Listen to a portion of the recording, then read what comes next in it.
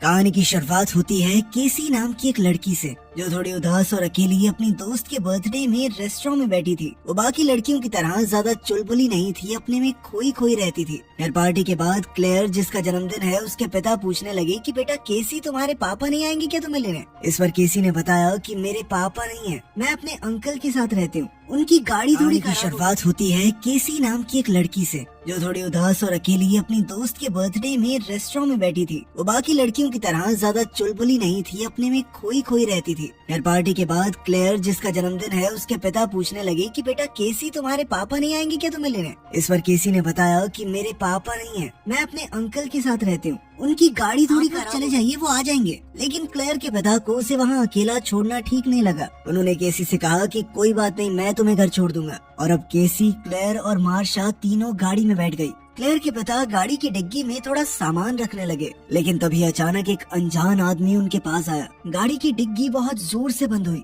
और कोई अनजान आदमी ड्राइवर सीट पर आकर बैठ गया। केसी ने हैरानी और डर से भरी नजरों से उस आदमी को देखा। ये क्लेयर के पिता तो बिल्कुल नहीं है। क्लेयर ने उस आदमी को रोकते हुए कहा कि भैया, आप गलत गाड़ी में बैठ गए हो। लेकिन केसी समझ गई थी कि कुछ तो गलत होने वाला है। उस आदमी ने खुद मास्क पहना और क्लेयर और मार्शा के मुंह पर कुछ स्प्रे कर दिया। पीछे बैठी दोनों लड़कियां बेहोश हो गई। केसी ने बड़ी धीरे धीरे दरवाजा खोलने की कोशिश की, लेकिन तभी उस आदमी ने केसी को भी बेहोश कर दिया। जब केसी को होश आया तो वो एक ऐसे कमरे में थी जहाँ बहुत कम रोशनी थी। क्लेयर और मार्शा ने डरते हुए जैसे तैसे खुद को संभाल रखा था। चश्मे पहने हुए उनका किडनैपर अंदर आया और उसने मार्शा की तरफ देखते हुए कहा कि मैं तुम्हें चुनता हूँ, और वो तुरंत उसे खींचकर अपने साथ ले जाने लगा। मौका देखकर केसी ने मार्शा के कान में कहा कि सुसु कर देना, सुसु। और फिर कुछ ही मिनटों में वो आदमी मार्शा को रोते हुए वहाँ अंदर छोड़ गया। वो बहुत गुस्से में लग रहा था और उसने दरवाजा फट से बंद कर दिया। मार्शा ने केसी और क्लेयर को बताया, इस आदमी का नाम शायद डेनिस है, इसने मुझे वहाँ ले जाकर कपड़े उतार कर नाचने को कहा,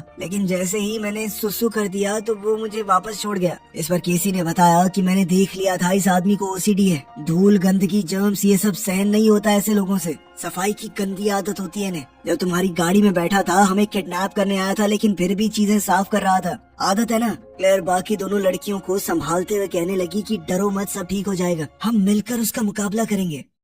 टीवी की स्क्रीन पर 3 लड़कियों के गायब होने की खबर चल रही थी। एक बूढ़ी साइकाइट्रिस्ट डॉक्टर कैरन अपने कंप्यूटर पर काम कर रही थी। उसने देखा कि बैरी नाम के एक मरीज ने अपॉइंटमेंट बुक की है। वहीं दूसरी ओर क्लेयर प्लान बना रही थी कि अगर वो किडनैपर आएगा तो हम तीनों मिलकर उस पर हमला कर देंगे। लेकिन केसी ने कहा कि उसने इतने प्यार से उठा लिया था मार्शा को, बहुत ताकतवर है वो हम तीनों से। केसी ने कहा कि मुझे थोड़ा और वक्त चाहिए उसे समझने के लिए, क्योंकि अभी तक वो समझ नहीं पाई कि ये आदमी चाहता क्या है। केसी ने कहा कि मैं पक्का तुम्हारी मदद करूंगी, लेकिन पहले मुझे चीजों को देखने दो। अब डॉक्टर कैरन के क्लिनिक में एक आदमी टोपी और खुला सा कोट पहन कर आया और नॉक करके अंदर आ गया। ये आदमी बैरी है, लेकिन दिखता बिल्कुल डेनिस की तरह है, लेकिन इसकी पर्सनालिटी बहुत ज्यादा अलग है। यह डॉक्टर कैरन पहले से जानती है कि इस आदमी के शरीर में बहुत सारी पर्सनालिटीज हैं। कुल मिलाकर 23 लोग रहते हैं इस आदमी के दिमाग में। कैरन को शक हो रहा था कि ये बैरी नहीं, कोई और पर्सनालिटी है, क्योंकि वो चीजों को सही जगह पर रख रहा था। ये हरकतें तो डेनिस की हैं। खैर, लड़कियां अभी भी उस बंद कमरे के दरवाजे से झांकने की कोशिश कर रही थी। उन्होंने देखा कि शायद किडनैपर के साथ कोई औरत भी है। ये औरत डेनिस से बात कर रही थी, जो लड़कियों के हिसाब से किडनैपर का नाम है। अचानक से वो औरत दरवाजे के पास आई और उसने कमरे का दरवाजा खोला। लड़कियों ने देखा कि ये कोई और नहीं बल्कि वही आदमी है। उसने बस लड़कियों के कपड़े और हील पहनी हुई थी। ये देखकर वो लड़कियां हक्की बक्की रह गई। वो सोच में पड़ गई कि उनका किडनैपर औरत के कपड़ों में क्यों है। मैंने डेनिस से बात की है, वो तुम्हें परेशान नहीं करेगा। और फिर वो वहाँ से दरवाजा बंद करके चली गई। उस बिना खिड़की के कमरे में मार्सिया और क्लेयर एक दूसरे से बात करने लगे कि पागल है ये आदमी, खुद से ही बातें किए जा रहा है, ये हमें मार देगा, छोड़ेगा नहीं। अभी कुछ देर बाद उनका किडनैपर डेनिस कमरे में एक बाल्टी के साथ है। वो गुस्से से बड़बड़ा रहा था कि बाथरूम इतना गंदा क्यों है। उसने लड़कियों को सफाई का सामान देकर कहा कि इसे साफ रखा करो, ठीक है। उसने साथ ही ये भी कहा कि मैंने पेट्रिसिया से वादा किया है, मैं तुम्हें छूऊंगा तक नहीं, ठीक है। वैसे भी तुम लोगों को खाने के लिए वो आने वाला है। और वो लड़कियों को इस परेशानी में छोड़ गया कि आखिर हमें किस चीज का सामना करना पड़ेगा। उसी रात क्लेयर और मार्सिया ने केसी को जगाया और दरवाजे की तरफ इशारा किया। वो किडनैपर अब एक पीली बारिश से बचने की जैकेट पहनकर दरवाजा खोलकर सामने बैठा हुआ था। वो बहुत खुश नजर आ रहा था। इस आदमी के दिमाग में 9 साल के एक बच्चे की भी पर्सनैलिटी है जिसका नाम है हेडविग। वो बार बार एक ही बात बोल रहा था कि कोई आने वाला है, वो तुम्हें अच्छा नहीं लगेगा। इस बार लड़कियां समझ गई कि ये किडनैपर नाटक नहीं कर रहा, शायद उसे सच में मल्टीपल पर्सनैलिटी डिसऑर्डर है। लड़कियों को महसूस हुआ कि ये रूप थोड़ा भोला है और शायद आसानी से उनकी बातों में आ जाए। उन्होंने उससे सवाल पूछना शुरू किया ताकि कुछ पता चल सके। केसी ने हेडविग को कहा, इधर आओ, तुम्हें एक सीक्रेट बात बताऊंगी। केसी ने हेडविग से कहा कि वो हमारे लिए नहीं तुम्हारे लिए आ रहा है। मैंने पेट्रिसिया और डेनिस को बात करते हुए सुना था कि उन्हें इस बार एक लड़का चाहिए 9 साल का। ये सुनकर हेडविग थोड़ा डर गया। वो बार बार बोलने लगा कि तुम झूठ बोल रही हो, लेकिन केसी ने कहा कि हम तीनों तुम्हारी मदद कर सकती हैं उससे लड़ने में, हमें बस यहाँ से बाहर ले चलो। लेकिन हेडविग को अभी भी शक हो रहा था। वो जल्दी से दरवाजे की तरफ भागा और उसने दरवाजा बाहर से बंद कर दिया। केसी ने दरवाजे की गैप से देखा कि हेडविग भागता हुआ गया था। उसने दूसरा दरवाजा भी बड़ी हड़बड़ी में खोला। अब लड़कियां इस सोच में पड़ गई कि जरूर इस कमरे से निकलने का कोई रास्ता तो होगा। अब वो पूरे कमरे की दीवारों को थपथपा कर देखने लगी। तभी क्लेयर को शक हुआ कि शायद छत की दीवार खोखली हो सकती है और उसने उल्टा लटक कर अपनी हील से उसे फाड़ दिया। तभी हेडविग अचानक से कमरे में वापस आने की जिद करने लगा। क्लेयर ने जल्दी से छत से ग्रिल हटाई, जबकि मार्शा और केसी दरवाजे को पकड़े हुए थे। लेकिन वहीं हेडविग दरवाजा खटखटाते हुए डेनिस में बदल गया। डेनिस के अंदर हेडविग से ज्यादा जोर था और उसने दम लगाकर दरवाजे को खोल दिया। क्लेयर छत पर चढ़कर ये देख रही थी कि सीलिंग से वो रास्ता कहाँ पर जाता है, पर तभी डेनिस चिल्लाता हुआ उसका पीछा करने लगा। क्लेयर जल्दी से एक खाली लॉकर में छुप गई, लेकिन डेनिस ने उसे ढूंढ लिया। अब उसने क्लेयर को पकड़कर एक अलग कमरे में बंद कर दिया और साथ ही उसे अपने कपड़े उतारने को कहा। फिर वो मार्शा और केसी के कमरे में गया और सीलिंग को ठीक कर दिया। उसने धमकी दी कि अब क्लेयर तुम दोनों से दूर अलग कमरे में बंद रहेगी। उसने इन दोनों को भी कूड़ा उठाने के लिए कहा कि साफ सफाई रखा करो यहाँ पे।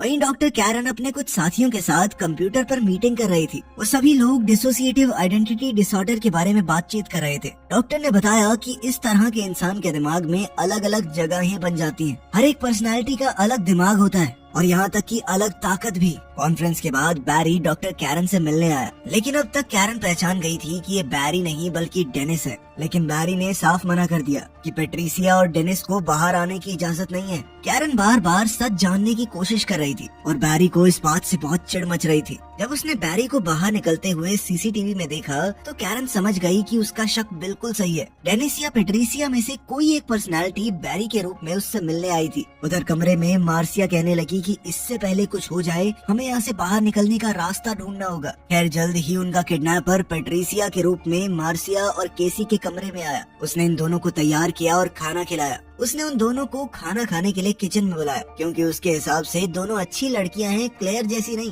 भागने की कोशिश नहीं करेंगी। जब पेट्रिसिया खाना बना रही थी तो मार्सिया ने एक स्टूल उठाया और जोर से उसके ऊपर वार किया, लेकिन तभी पेट्रिसिया चली गई और डेनिस ने दिमाग पर कंट्रोल ले लिया। उसने केसी से कहा कि अभी के अभी खुद को अलग कमरे में बंद कर दो और साथ ही मार्सिया को सजा के तौर पर अलग कमरे में बंद कर दिया। डेनिस ने गुस्से में केसी से कहा कि तुम लोगों को वो कच्चा खा जाएगा, बढ़िया ही होगा तुम्हारे साथ, कोई प्यार से पेश आए तो धोखा देती हो तुम। खैर अगले दिन जब केसी की नींद खुली उसने देखा कि हेडविग उसके पीछे लेटकर सोया हुआ था। हेडविग ने बताया कि बैरी और पेट्रिसिया तुम लोगों से गुस्सा है, अब वो जल्द से जल्द बीस्ट को बुलाना चाहते हैं, लेकिन मैं अलग हूँ, मुझे तुम्हारी चिंता है सच में। इस बात पर केसी ने हेडविग से पूछा कि क्या तुमने कभी बीस्ट को देखा है। ये सुनकर हेडविग थोड़ा घबरा गया। उसने बात बदलते हुए कहा कि क्या मैं तुम्हें किस कर सकता हूँ। केसी ने ना चाहते हुए भी हामी भर दी, क्योंकि वो हेडविग के भोलेपन का फायदा उठाकर वहाँ से निकलना चाहती थी। इसके बाद उसने हेडविग से कहा कि तुम तो बहुत अच्छा किस करते हो। फिर उसने हेडविग से कहा कि हम दोनों को तुम्हारे कमरे में जाके डांस करना चाहिए, है ना, गाने सुनते हुए।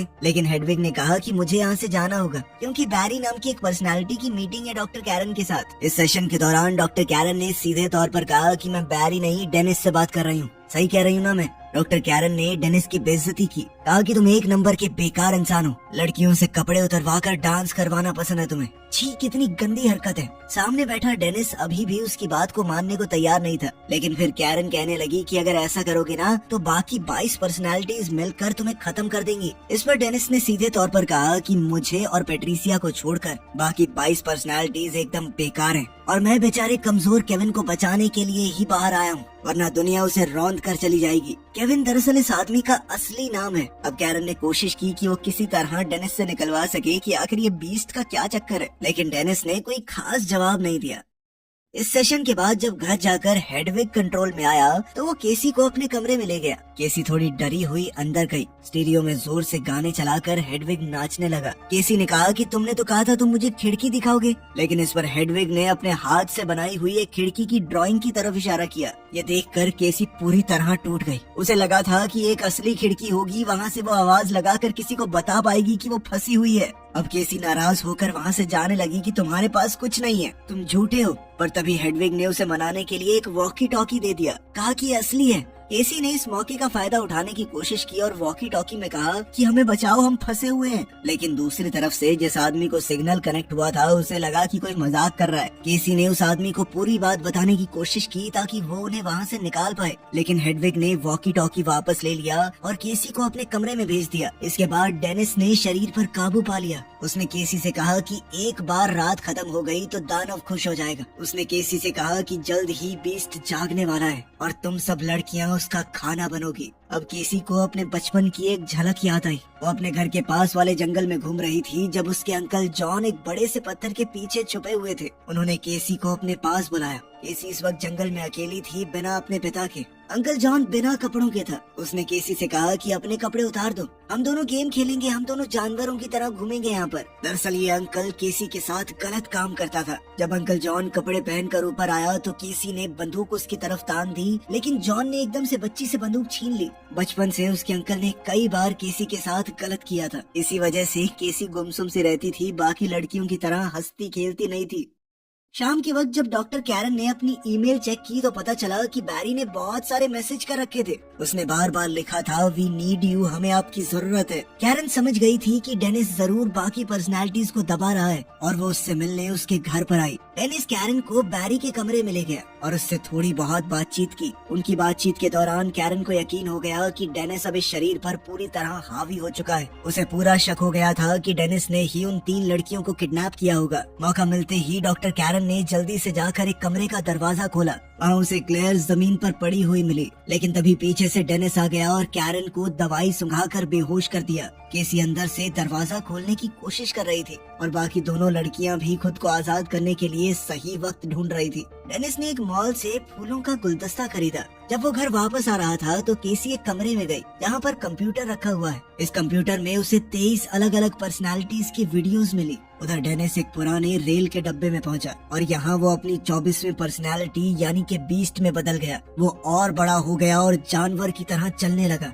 वो जानवर की फुर्ती से भागकर घर की तरफ गया। कैरन को होश आया तो उसने डेनिस की टेबल पर ही नोट्स लिखना शुरू कर दिया। वो दानव के रूप में घर के अंदर पहुंच गया। कैरन ने धुंधली आंखों से चाकू उठाया और पीछे खड़े जानवर पर वार करने की कोशिश की, लेकिन बीस्ट ने दिमाग पर पूरी तरह काबू पाके अपने शरीर की खाल को बहुत ज्यादा मजबूत कर दिया था, जिस वजह से ब्लेड टूटकर नीचे गिर गया। इस जानवर ने कैरन को अपने हाथों के बीच दबोच कर मार डाला। सारी वीडियोस देखने के बाद केसी को पता चल गया कि चाबियां कहां पर रखी हैं और अब वो चुपके से हॉल के रास्ते में चलती हुई मार्सिया और क्लेयर को ढूंढने लगी। मार्सिया के कमरे में करहाती हुई खून से लथपथ लाश पड़ी थी। क्लेयर एक कमरे में जिंदा थी, लेकिन तभी उस जानवर ने उसे घसीटकर खाना शुरू कर दिया। तभी केसी को टेबल पर कैरन का लिखा हुआ वो नोट मिला। उसे अभी पढ़ ही रही थी कि तभी वो देखकर सुन्न हो गई कि वो जानवर दीवारों पर रेंग रहा है। केविन ने लिखा था कि बार बार उसका नाम लो, केविन वर्डेल क्रम्प। वो लगातार उसका नाम जोर जोर से चिल्लाने लगी। अब शरीर में असली केविन बाहर आया। केविन को याद आया कि कैसे बचपन में उसकी अत्याचारी माँ उसे मारती थी। इसी वजह से केविन की बाकी पर्सनालिटीज बाहर आई। केविन ने डॉक्टर कैरन को देखकर केसी से पूछा कि इन्हें किसने मारा, इस पर केसी ने बताया कि तुमने। ये सुनकर केविन को बहुत बुरा लगा। उसने केसी को कहा कि मैंने एक बंदूक खरीदी थी, वो तो यहीं रखी है लेकिन गोलियां नीचे हैं। मुझे मार दो केसी, मुझे मार दो, मुझे मार दो, मैं बहुत खतरनाक हो चुका हूँ। अब केसी की आंखों के सामने ही अलग अलग पर्सनालिटीज बाहर आने लगी। जब हेडविग सामने आया तो केसी बंदूक ढूंढने लगी। अब केसी समझ चुकी थी कि जल्द ही ये दोबारा जानवर में बदलने वाला है। अब वो नीचे कमरे में जाकर गोलियां ढूंढने लगी, लेकिन इससे पहले कि केसी सारी गोलियां भर पाती, जानवर सामने आ गया। जानवर ने उसे खींचा और इस सब में उसकी स्वेटर फट गई। केसी ने मौका देखकर दोबारा बंदूक उठाई और भाग निकली। अपनी घायल टांगों के साथ भी वो किसी तरह दूसरे कोने में पहुंची। अब उसने बंदूक उस जानवर की तरफ तानी हुई थी जो धीरे धीरे धीरे उसकी तरफ बढ़ रहा था। जिस तरह केसी के पिता ने उसे शिकार करना सिखाया था, बिल्कुल वैसे ही उसने जानवर पर निशाना लगाया। अब केसी के पास सिर्फ 2 ही गोलियां थी और उस जानवर पर पता नहीं कैसे गोलियों का असर नहीं हो रहा था। अब वो जानवर अपने हाथों से लोहे की सलाखें मोड़ने लगा। तभी अचानक उसकी नजर केसी के शरीर पर लगे निशानों पर पड़ी। उन्हें देखकर वो समझ गया कि केसी के साथ भी बचपन में कुछ गलत हुआ है, जैसा उसके साथ हुआ था। इस वजह से उसने केसी को वहीं जिंदा छोड़ दिया और वहाँ से चला गया। अगले दिन एक आदमी वहाँ आया जिसने केसी को पिंजरे में फंसा हुआ देखा। वो केसी को बाहर लेकर आया और केसी किसी तरह बच गई। मौका मिलने पर केसी ने सब कुछ बता दिया कि किस तरह उस आदमी ने उन्हें किडनैप करके बेसमेंट में 3 औरतों का खून किया। पहले इस बात पर ज्यादा विश्वास न करने वाली दुनिया को अब पूरा भरोसा हो गया था कि डिसोसिएटिव आइडेंटिटी डिसऑर्डर सच में एक बीमारी है जो बहुत ज्यादा घातक है। उधर वो जानवर अभी भी जिंदा था और ये देखकर खुश हो रहा था कि उसके शरीर पर तो गोलियों का भी असर नहीं होता। वीडियो पसंद आई तो लाइक कर देना, चैनल को सब्सक्राइब कर लेना। मिलते हैं अगली वीडियो में।